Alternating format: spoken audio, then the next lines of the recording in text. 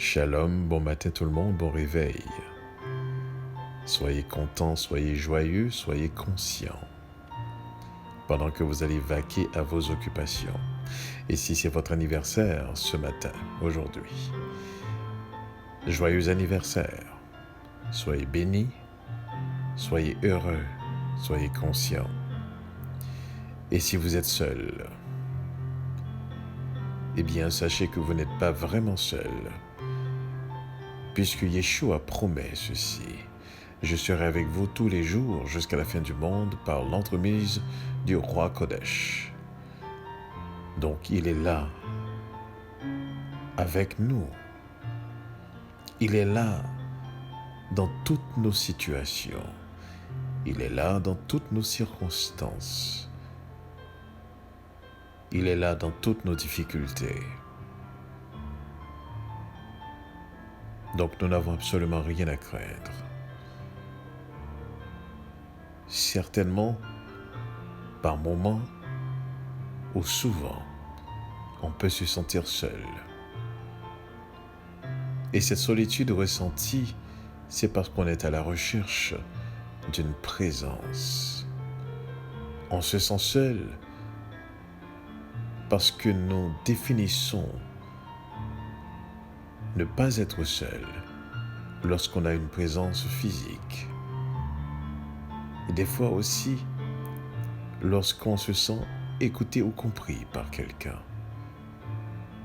Pourtant, il y a un être qui vous comprend beaucoup plus que vous-même. Un être qui veut vous guider. Un être qui veut vous apprendre. Un être qui veut vous diriger. Il est toujours présent, jamais absent. Il est cet auditeur silencieux qui écoute vos conversations. Il est celui qui vous tend la main.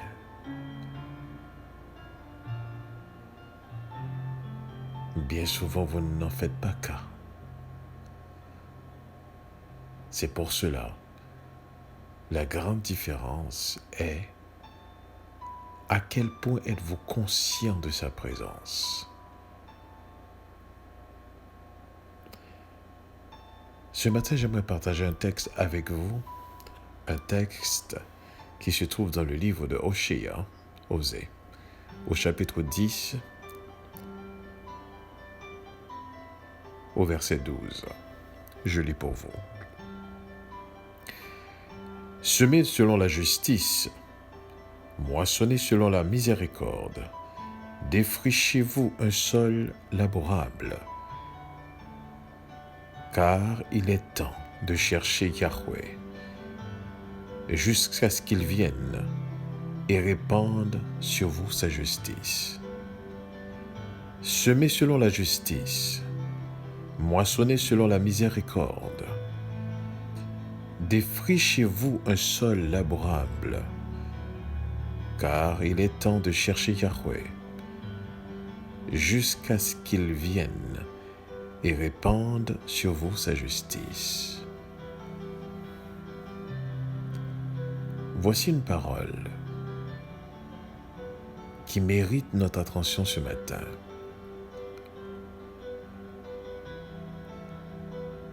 Et cette parole ne peut être comprise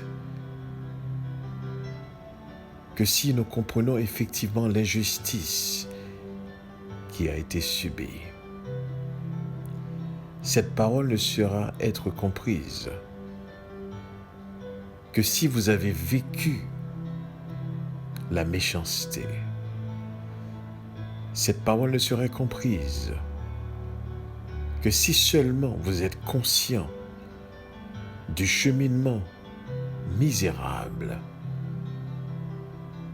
que vous avez vécu.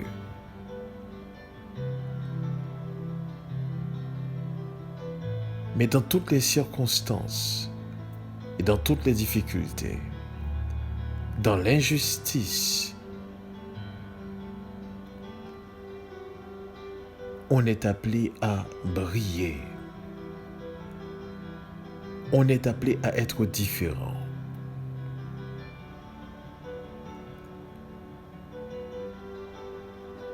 Comprenez bien ceci, l'esprit humain est fait de sorte que vous me faites mal, je vais vous faire mal. Vous êtes cruel avec moi, je vais être cruel avec vous. Dans le langage biblique, c'est ce qu'on appelle la loi du talion. Œil pour œil, dent pour dent.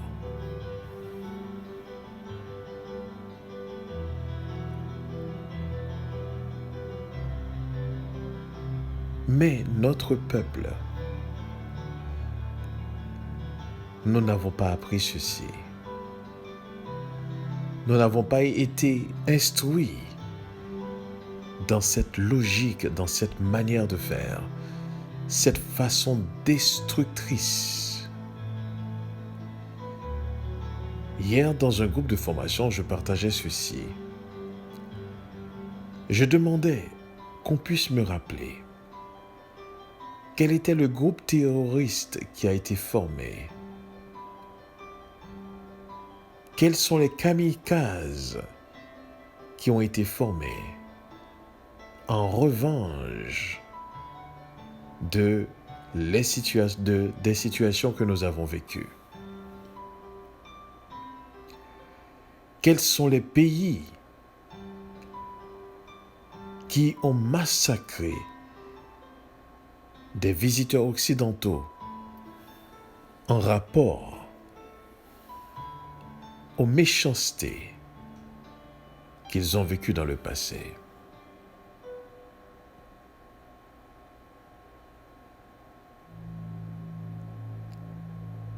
C'était quelque chose qui est vraiment inouï. On n'y pense pas certaines fois. Mais l'homme noir, je parle dans la collectivité, n'est pas instruit pour cultiver la vengeance.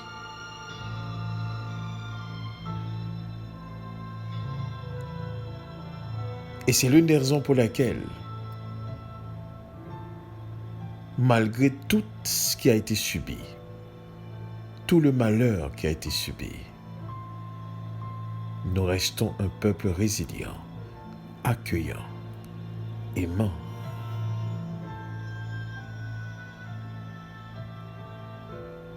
Et c'est exactement ce que ce texte veut dire ici. Semer pour la justice.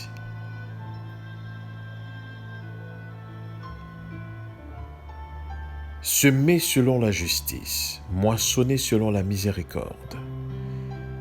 Défrichez-vous un sol labourable.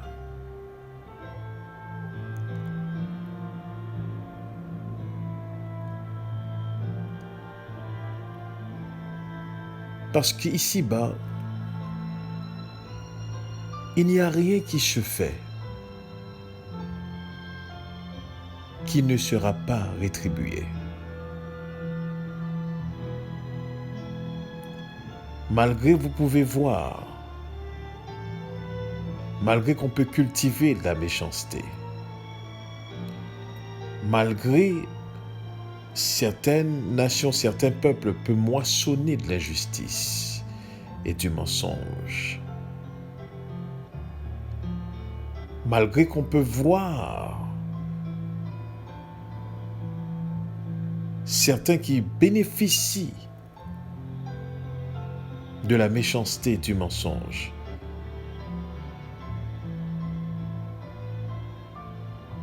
malgré qu'il y en a beaucoup qui se sont confiés dans la multitude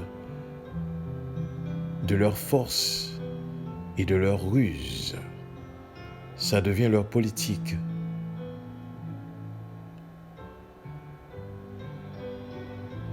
On est appelé à semer selon la justice, à moissonner selon la miséricorde, donc l'amour. Et Le texte dit « Défrichez-vous un sol labourable ». C'est-à-dire, cela doit émaner de l'être transformé. Parce que la nature reçue est une nature divine. La nature transmise est une nature divine. La nature transformée est une nature divine qui nous rend capables de justice et de miséricorde. Ce n'est pas un exercice, c'est un caractère.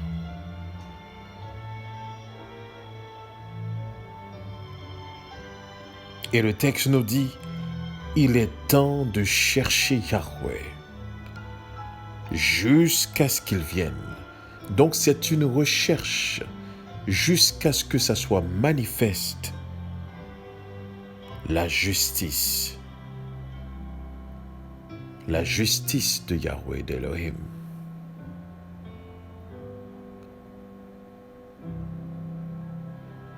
Car voici qu'il est temps de se tourner vers Elohim en attendant qu'il vienne et qu'il fasse pleuvoir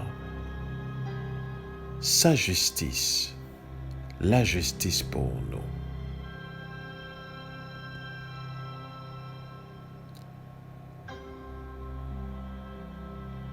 Chaque nation, chaque peuple a d'une certaine manière leur croyance. Et nous avons vu que la croyance en soi n'était pas la chose la plus importante. Non, absolument. La croyance n'est pas la chose la plus importante. Ce qui est important, c'est ce qui est cru. Car ce qui est cru va qualifier cette croyance, va déterminer la nature, la véracité de cette croyance. Du coup, si ce qui est cru est faux, eh bien, peu importe la sincérité exercée dans cette croyance, elle sera fausse. Et si ce qui est cru est vrai, cela qualifie la croyance comme vraie. Donc voyez-vous, croire n'est pas la chose la plus importante, mais c'est la nature de ce qui est cru qui détermine cette croyance. Lorsque vous croyez dans la justice,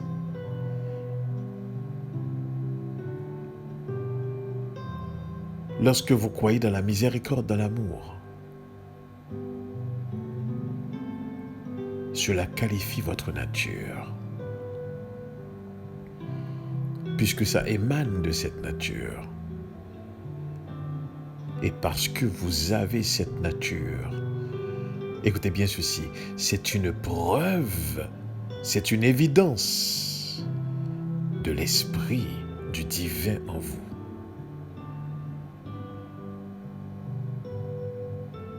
C'est une manifestation de la force divine en vous. Lorsque vous êtes capable, non d'exercer, mais de caractériser la justice, la miséricorde.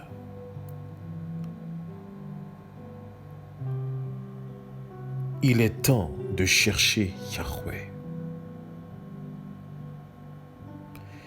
Il est temps de chercher Yahweh jusqu'à ce qu'il vienne.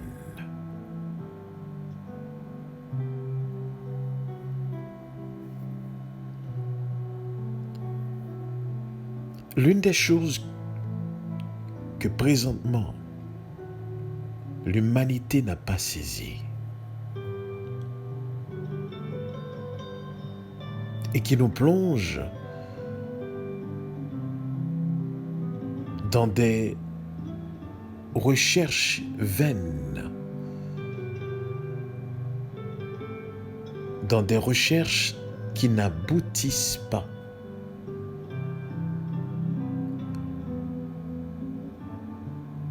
c'est le fait qu'on croit. Si Dieu se manifestait, si Elohim se manifestait, eh bien, on aurait cru. On croirait définitivement. Fait que du coup, on demande qu'il se manifeste. Et là, nous croirons. Le problème dans cette manière de penser, dans cette manière de voir, est que lorsque vous voyez le soleil, vous ne croyez plus, car vous ne croyez que seulement les choses que vous ne savez pas. Mais ce que vous voyez dans le monde matériel, vous le savez. Du coup, on ne croit pas ce qu'on voit. On le constate.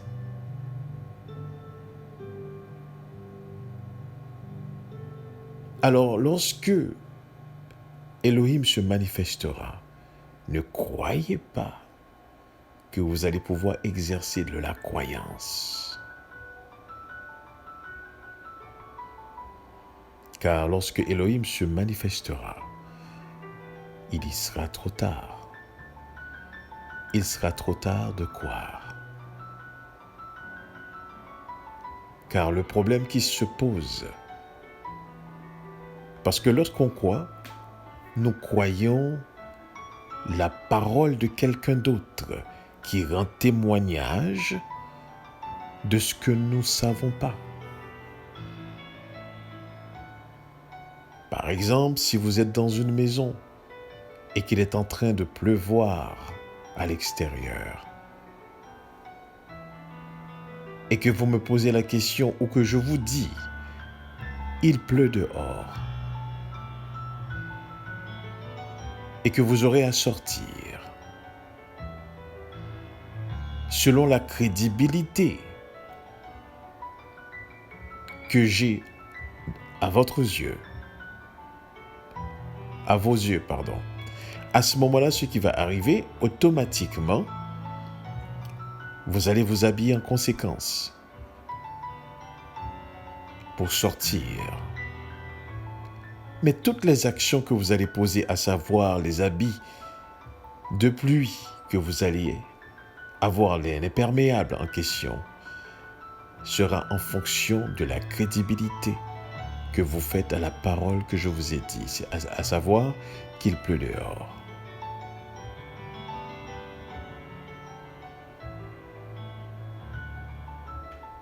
Et lorsque vous allez vous-même sortir, parce qu'à un certain moment donné, ce ne serait plus ce que je dis qui va vous guider.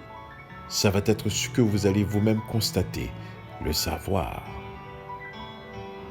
Donc dès que vous ouvrez la porte et vous voyez effectivement qu'il est en train de pleuvoir, là vous ne croyez plus. Là vous le savez. Et moi, cette confiance que vous avez eue vous a guidé pour pouvoir poser la bonne action, à savoir de vous préparer avec l'imperméable, les bottes de pluie, pour que vous ne soyez pas mouillés.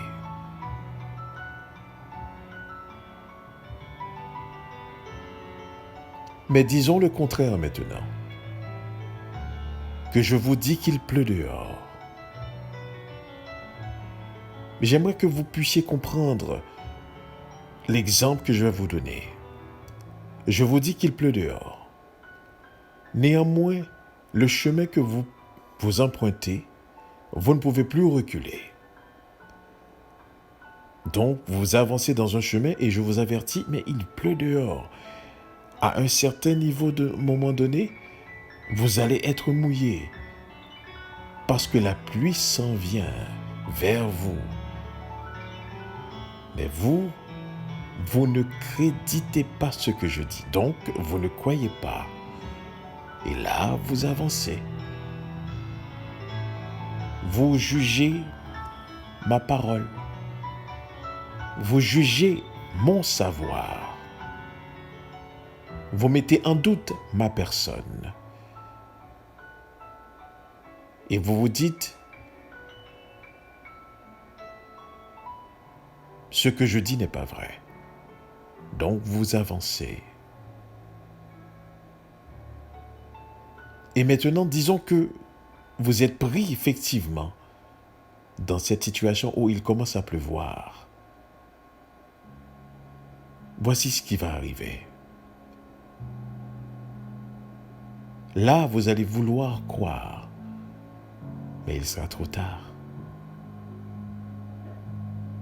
Parce que vous allez constater, vous allez faire face à ce que je vous disais, à la réalité, sans être préparé.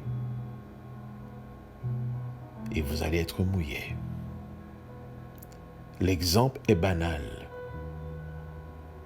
mais la réalité spirituelle est grave. Lorsque vous n'êtes pas en mesure de faire confiance à qui mérite confiance, attention. Quand vous ne croyez pas ce qui mérite d'être cru, il y a une conséquence.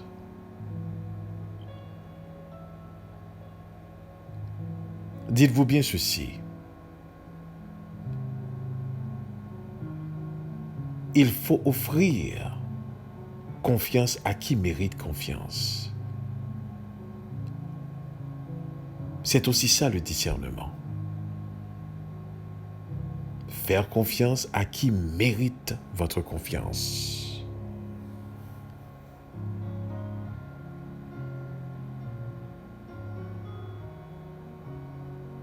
Du coup, vous allez peut-être poser la question, mais qui mérite la confiance? Qui me dit que c'est vrai, ce qui est raconté, ce qui est dit? Eh bien, Yeshua disait ceci, on ne reconnaît l'arbre que par son fruit.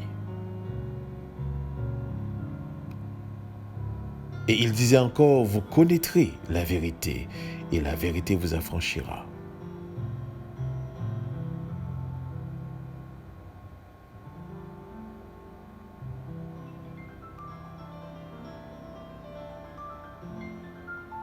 Un être qui vous invite à la justice. Un être qui vous invite à l'amour. Un être qui vous invite à la droiture. Un être qui vous invite à la bonté. Ne peut pas être un être qui se trompe.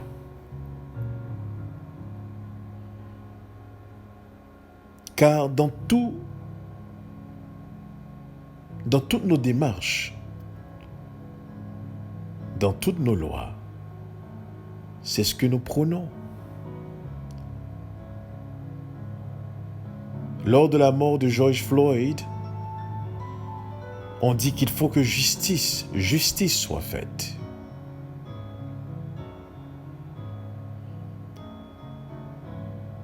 Dans nos journées, dans nos vies de quotidien de chaque jour, nous pouvons effectivement regarder combien de fois nous avons subi des injustices. Nous pouvons même aller jusqu'à regarder la vie. Et certains d'entre nous pourraient dire que la vie, certaines fois, est injuste. Donc, nous avons cette notion, cette compréhension, fût-ce minime qu'elle soit, de ce que c'est la justice.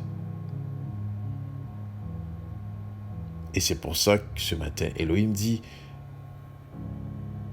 semez selon la justice, moissonnez selon la miséricorde, défrichez-vous un sol labourable, c'est-à-dire travaillez à ce que la justice et la miséricorde émanent de l'être que vous êtes,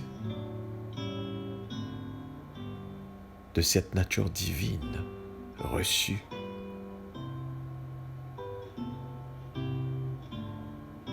car il est temps de chercher Yahweh jusqu'à ce qu'il vienne.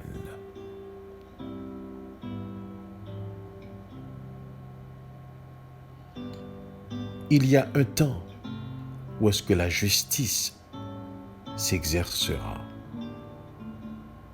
Un temps où est-ce que la terre sera remplie de la justice.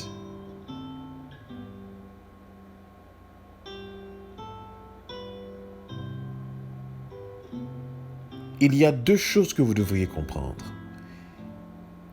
Il y a cette transformation dans laquelle on est appelé à être.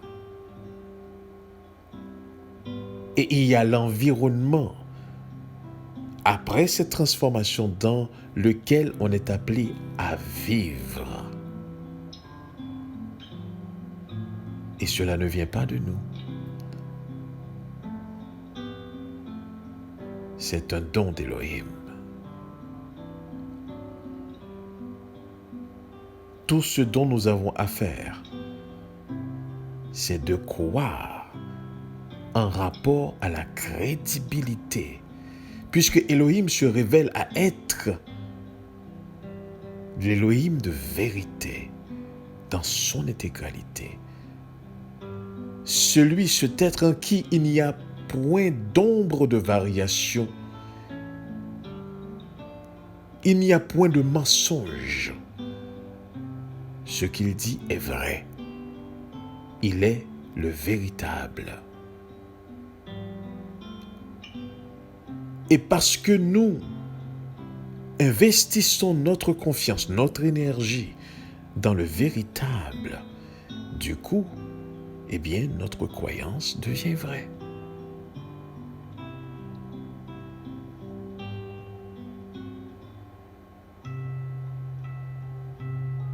Et nous en sommes transformés.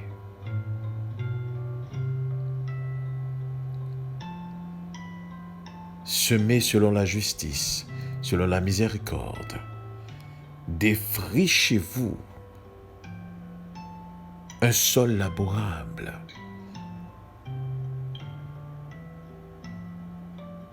Car il est temps de chercher Yahweh jusqu'à ce qu'il vienne et répande sur vous sa justice.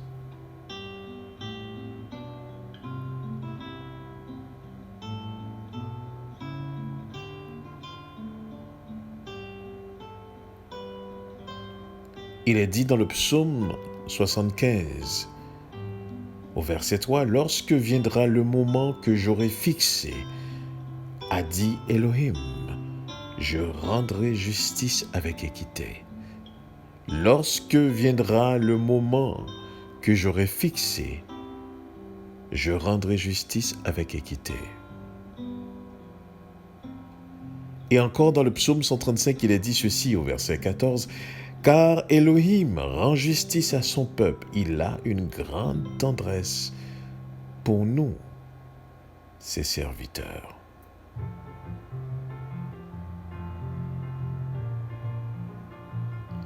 Et dans le livre d'Ésaïe, au chapitre 45, au verset 25, il est dit « C'est grâce à l'Éternel, donc grâce à l'Élohim, que tout le peuple d'Israël obtiendra la justice et ils s'en féliciteront. »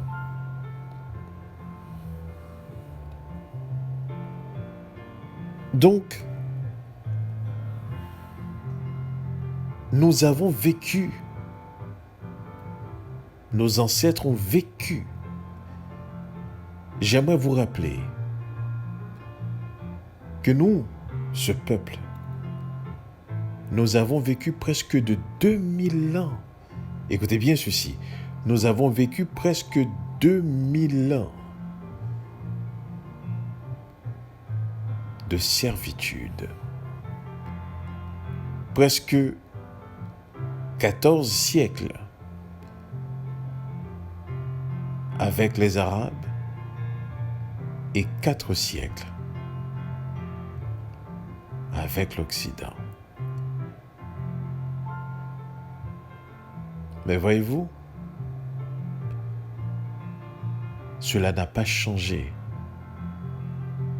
intrinsèquement ce que nous sommes, malgré à travers le temps. Écoutez bien ceci, malgré à travers le temps, on nous a poursuivis et vus comme des biens meubles. On nous a vus comme des objets.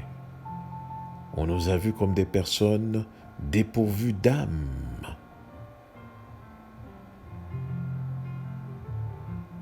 On a traité nos ancêtres ainsi. Mais laissez-moi vous dire quelque chose. S'il y a des valeurs qui nous ont été transmises, eh bien c'est d'abord la valeur que nous sommes des êtres particuliers. Et à travers le temps, malgré la panoplie de divinités qu'on nous présente, il y a toujours une crainte à l'intérieur. C'est l'une des raisons pour laquelle vous allez voir que à travers les générations, il y a certains problèmes que l'homme noir n'expérimente pas dans le général. Ça peut arriver que particulièrement, il y a certaines choses que nous vivons. Certains d'entre nous, certains aliénés. Mais dans le général, vous allez voir, lorsque nous nous tenons ensemble, lorsque nous vivons ensemble, lorsque nous constituons une communauté, il y a certaines choses que nous ne vivons pas. C'est rare que vous allez entendre le suicide dans une communauté qui vit ensemble. Il peut y avoir de la misère. Il peut y avoir justement certains problèmes. Mais vous n'allez pas entendre à coup sûr, à chaque moment, à chaque période, des suicides. Vous ne vous êtes jamais posé la question pourquoi? Malgré la misère qui s'attache à nos peaux, à nos os, nous avons un certain respect pour la vie.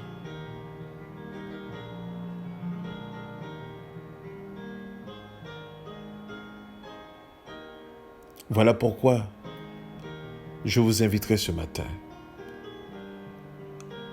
à vous ressaisir, à vous retrouver, à semer selon la justice, moissonner selon la miséricorde, défrichez